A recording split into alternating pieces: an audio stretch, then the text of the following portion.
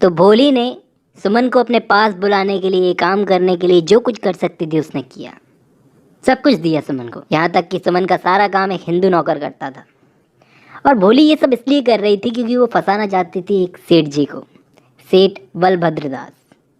कुछ भी कहो, सुमन है बड़ी लालची। हाँ, दूसरी तरफ वकील साहब, जब ये वकील साहब के घर से चली गई तो वकील साहब को बड़ा दुख हुआ कि मैं बेचारी की कोई हेल्प नहीं कर सका। पता नहीं कहाँ गई होगी, अपने घर तो जा नहीं सकती थी क्योंकि उसका पति है ही ऐसा। वकील साहब सोचने लगी कि कहीं मुझसे गलती तो नहीं हो गई, शायद हाँ, मुझे उस बेचारी को बचाना चाहिए जहाँ कहीं भी वो है। एक काम करता हूँ, पहले गजाधर के पास में जाता हूँ। तो तैयार हुए, निकलने लगे गजाधर से मिलने के लिए। लेकिन डर लगा कि गजाधर पागल इंसान है, कहीं मुझ पर टूट ना पड़े। लेकिन वकील साहब को ये भी चिंता थी कि उस बेचारी का क्या होगा, बेचारी बेसहारा औरत। लेकिन यहाँ पर वकील साहब को परेशान कर रहे थे इनके खुद के दोस्त विट्ठल दास। विट्ठल दास के बारे में मैंने आपको बताया, ये बहुत ही ज़्यादा सिद्धांतवादी आदमी है। ये बदनाम कर रहे थे वकील साहब को, जहाँ मिलता कोई भी सबके सामने बदनाम करते। अब कहानी में दोस्तों एक नए टाइप के कैरेक्टर की एंट्री होती है। ये कैरेक्टर है वकील साहब का बिगड़ेल भतीजा, जो कि गांव में रहता था। इसका नाम है सदन सिंह। नाम याद रख लेना, सदन सिंह, क्योंकि आगे इसका रोल है। अब ये सदन सिंह रात के अंधेरे में वकील साहब के पास भाग आया, यानी अपने चाचा के पास में। इसको अपने चाचा से, वकील साहब से बड़ा प्यार है, क्योंकि ये जो चाहता है वकील साहब इसको लेकर देते हैं। अब यहाँ आया है वकील साहब के पास में, तो इन्होंने कोशिश की कि बच्चा आया है, इसका एडमिशन करवा दूँ किसी स्कूल में। लेकिन स्कूल में इस वक्त दाखिला मिला नहीं, तो ये खुद ही पढ़ाने लगे इसको। लेकिन ये इनकी बस की बात नहीं थी। सदन को पढ़ाने में बड़ी मेहनत करनी पड़ती थी, क्योंकि ये पढ़ने में इतना बेकार, इसको पढ़ाना बिल्कुल आसान काम नहीं है। ये डांटते थे उसको, और सदन को भी लगता था कहाँ मैं यहाँ पर आ गया यार, माँ बाप को, गाँव को छोड़कर। तो इन्होंने क्या किया, सदन को पास के एक मास्टर साहब पढ़ाने को तैयार हो गए थे, तो उनके पास लगा दिया। लेकिन प्रॉब्लम यहाँ पर ये थी कि मास्टर साहब को महीने के पैसे तो देने पड़ेंगे ना, वो कहाँ से आएंगे। तो अब इस बात पर इनकी अपनी पत्नी सुभद्रा से हो गई बहस कि अगर हमारा खुद का बेटा होता तो भी क्या हम ऐसे हिसाब किताब करते। ठीक है तो भाई दे देंगे मास्टर साहब को पैसे, बच्चा कम से कम पढ़े तो सही। अब इस सब के बाद में सुभद्रा ने पूछा, सुमन का कुछ पता चला? तो बोले नहीं चला पता, पता नहीं कहाँ गायब हो गई है। और उसका पति गजाधर, वो भी पता नहीं कहाँ घर बार छोड़ कर चला गया। तो ये जो भतीजा इनका आया हुआ है, इसके पास पढ़ने के अलावा करने के लिए कुछ भी नहीं था। तो ये बड़ा बोर होता था यहाँ पर, कुछ करता नहीं था। एक्सरसाइज करता था, पार्क घूम के आ जाता था, फैशन करता था।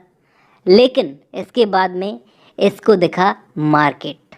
अब ये गांव का लड़का था, ना पढ़ना लिखना, मास्टर का डर, एग्ज़ाम्स की चिंता। तो ये गांव नहीं था ना, ये शहर था। बड़ी अच्छी खासी थी इसकी, छाती चौड़ी थी, डोले शोले थे, देखने में भी अच्छा था। जब ये मार्केट में जाता तो सारे इसको देखते, लोग समझते किसी रईस की औलाद है। और कोठी की औरतें भी इसको देखने के लिए बाहर छज्जे पे आ जाती, इशारे करती, अपने पास बुलाती। अब ये लड़का भी इतना बेवकूफ़ कि देखता हुआ चलता था, सबको स्टाइल मार के चलता था। अब यहाँ पे प्रेमचंद जी एक बात बोलते हैं कि ये जो उम्र होती है ना, इसमें ऐसा होता है कि ये जो टुच्ची हरकतें हम लोग करते हैं ना, इसमें घमंड बहुत करते हैं, लेकिन बाद में हमें शर्म आती है कि हमने क्या बेवकूफ़ियाँ की। तो ये भी यही बेवकूफ़ियाँ कर रहा था। धीरे धीरे इसने मास्टर साहब से पढ़ना भी छोड़ दिया था। मतलब मास्टर साहब आते तो थे, लेकिन पढ़ाई में कोई ध्यान नहीं होता था। दिमाग तो सारा मार्केट में वैश्याओं पे लगा रहता था कि मुझे कैसे देख के मुस्कुराती हैं वो, कि मैं कितना सुंदर हूँ। शाम का इंतज़ार रहता था कब दिन ढले और कब शाम हो और कब मैं मार्केट में जाऊँ। एकदम सेट होके जाता था, लेकिन सिर्फ देखने के लिए, किसी वैश्या को छूने की इसकी हिम्मत नहीं थी। अब एक दिन भाई साहब के मन में ख्याल आया कि घोड़ा चाहिए। एक दिन जाके वकील साहब को बोला, चाचा घोड़ा ले दो ना। अब वकील साहब की इनकम हो रही थी दिन ब दिन कम, तो कैसे लेके दें भतीजे को घोड़ा? 250-300 का तो आएगा कम से कम। लेकिन वो रोज़ जिद करता, रोज़ टोकता, चाचा घोड़ा ले दो ना, बेटा इनकम कम हो गई है। लेकिन फिर भी वो जिद करके बैठा था, तो दिलाया 450 रुपये का घोड़ा उधारी पे। अब घोड़ा ये सोच कर लेके दिया कि ये बड़े भाई का बेटा है, जिसने पाल पोस कर मुझे बड़ा किया है। अब बच्चे का मन है, रह जाएगा। लेकिन पैसे अभी तक नहीं दिए थे घोड़े वाले को। सुबह आएगा उसका आदमी पैसे लेने के लिए। तो बीवी के पास जाके बात की कि मैं ब्याज पे तो पैसा ले नहीं सकता, तुमसे ही लूँगा सुभद्रा। सुभद्रा बोली कि देखो मैंने आपकी तरह वकालत तो पढ़ी नहीं, मैं हूँ अनपढ़, लेकिन इतना साफ दिख रहा है कि ये जो कुछ भी हो रहा है ना गलत है। मेरे पास पैसे नहीं हैं, ये लो चाबी संदूक की, 150 रुपये पड़े हुए हैं, 125 रुपये जाके निकाल लो संदूक में से, बाकी दोस्तों से मांगो।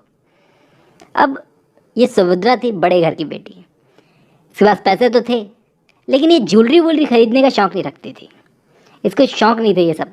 पैसे इसने इसलिए जमा करे थे ताकि आड़े वक्त काम में। ऐसे बेकार काम के लिए सालों बचाकर थोड़ी जमा किए हैं। लेकिन पति की रूनी सूरत बर्दाश्त नहीं हो रही थी। थोड़ा सा सुनाया, ऐसे बोला कि आज तुम्हारा भतीजा घोड़ा मांग रहा है, कल मोटरसाइकिल मांगेगा, तब क्या करोगे? तुम्हारे भतीजे के शौक़ बहुत बड़े हैं, बता रही हूँ मैं। और इसके बाद निकाल कर दिए पैसे, ये लो, जो करना है करो, आप ही के लिए जमा किए थे ताकि आड़े वक्त काम आए। लेकिन ये चीज़ देखकर वकील साहब को आई बड़ी शर्म। वो सोचने लगे कि कैसे कैसे इस बेचारी ने पैसे जोड़े होंगे और मैं एक बेकार काम के लिए ले रहा हूँ। वकील साहब को शर्म आई। बोले, मैं कोई बहाना करके वापस लौटा दूँगा घोड़ा, तुम रख लो इसको। बुरा तो लगेगा लेकिन मान जाएगा। अगर पैसे देने से पहले सुभद्रा अगर ये बात बोलती ना, जाके वापस लौटाया, तो ये बिगड़ जाते, सुभद्रा को सुनाते। लेकिन ये औरत समझदार है, समझदारी से काम लिया।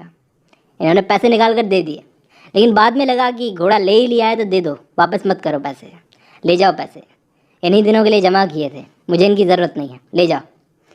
तो वकील साहब ने कट समझ कर ले लिए पैसे कि मैं तुम्हें किश्त देता रहूँगा इसकी।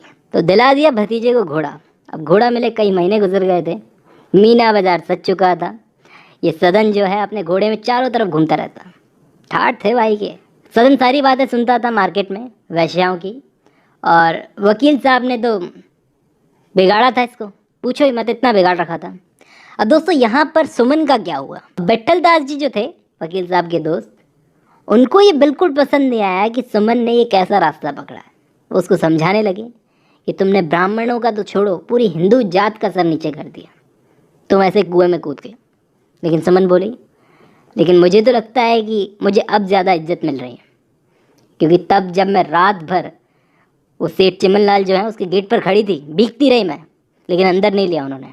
लेकिन अब जब मैं नाचने गाने लगी हूँ तो वहीं पर मुझे बुलवाया गया था, उन्हीं के घर में। तो विट्ठल दास बोले, सेठ चिमनलाल कौन सा आसमान से उतरा है?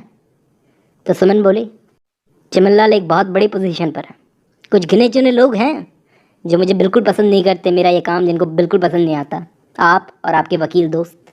लेकिन मुझे उन गिने चुने लोगों की परवाह नहीं है, क्योंकि जब मुझे ज़रूरत थी ना, इनमें से किसी ने भी मेरा हाथ नहीं पकड़ा और मुझे इस कुएं में कूदना पड़ा। ज्ञान देने वाले 100 मिल जाते हैं, लेकिन साथ देने वाला कोई नहीं मिलता। लेकिन कसम खा के कहती हूँ, मैंने बस यहाँ पर नाचा गाया है और कुछ भी नहीं किया। तो विट्ठल दास बोले, गलती कर रही हो, यहाँ जो तुमको सुख मिलेगा वो सुख नहीं, थोड़े दिनों में पता चल जाएगा तुमको। तो वो बोले, कम से कम किसी के गुलाम तो नहीं हूँ।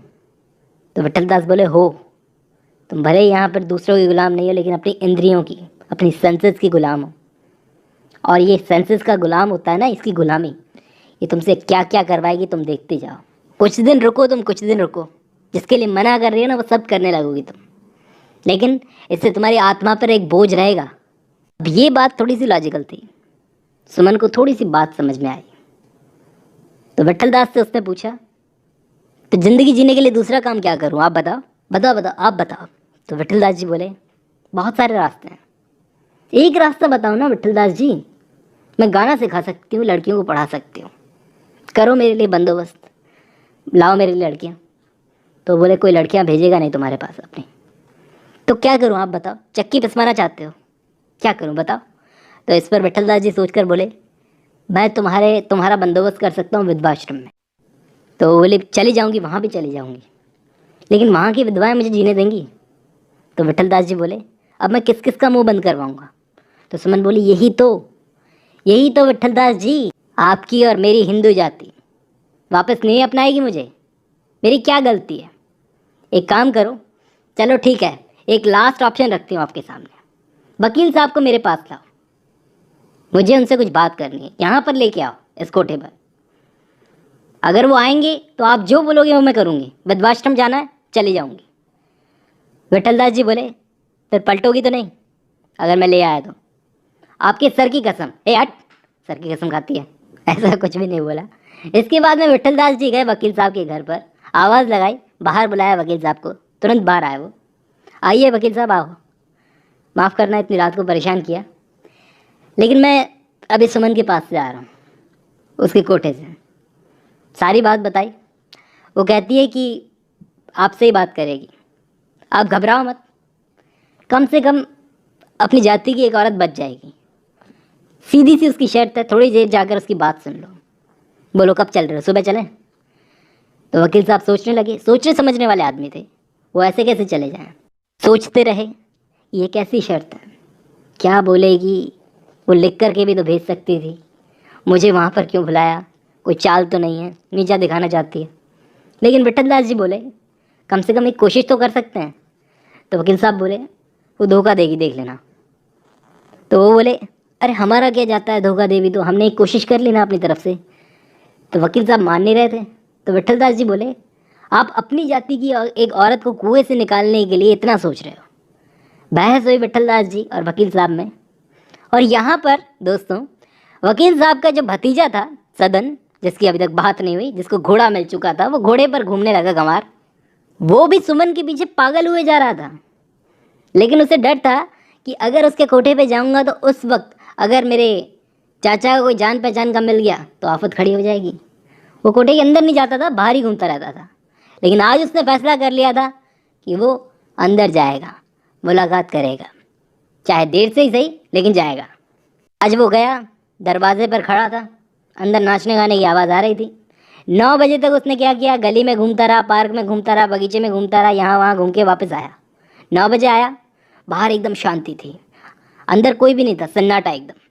तो उसको लगा सबके सब जा चुके हैं, अब मौका अच्छा है। उसने क्या किया, अपना घोड़ा वहाँ पर खंबे पर बांधा और छाती जोरों से धड़क रही थी, अंदर जाना था। सुमन का मुजरा अभी ख़त्म ही हुआ था, वो चुपचाप अपने कमरे में बैठी कुछ सोच रही थी। तभी भतीजा सदन कमरे में आ गया, जिसे देखकर सुमन चौंक गई कि ये लड़का यहाँ कैसे, सारी लड़कियाँ इसको देखती रहती हैं, यहाँ कैसे आया। सुमन ने देख लिया कि कबूतर खुद आया, तो उसने लड़के की तरफ खुद आगे हाथ बढ़ाया। लेकिन एक चीज़ इसने और ताड़ ली कि इसका चेहरा वकील साहब से बहुत मिलता जुलता है। सुमन ने अपना आगे हाथ बढ़ाया तो सदन उसकी तरफ देखकर शर्मा गया। अब कुछ दिनों बाद तो सुमन को भी पता चल गया कि ये लड़का वकील साहब का भतीजा है और ये पागल दिन ब दिन इसकी तरफ खिंचा चला आता है रोज़। लेकिन चिंता यहाँ पर सुमन को भी थी, ये वकील साहब का भतीजा है, वो लोग मुझे गलत समझेंगे, इसलिए ये सदन से एक ज़रूरी दूरी जो होती है वो बना के रखते थे। लेकिन सदन हो गया था लट्टू, इसको हो गया था सुमन से प्यार, और अब इसके इरादे बहुत कुछ करने के थे। लेकिन थोड़े दिनों तक ये समझ गया कि ये प्यार व्यार से यहाँ पे कोठे नहीं चलते, पैसे चाहिए, पैसे, पैसे कहाँ से आएंगी।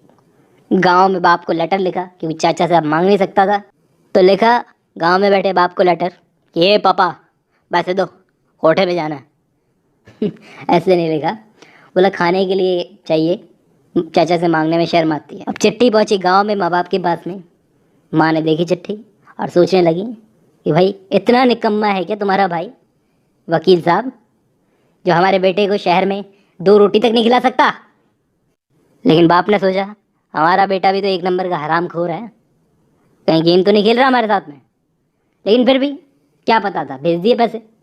पैसे आए, मनी ऑर्डर मिल गया, तो इसने क्या खरीदा, एक रेशमी साड़ी गिफ्ट के लिए, और घोड़े पर टहलता टहलता आ गया सुमन के पास में।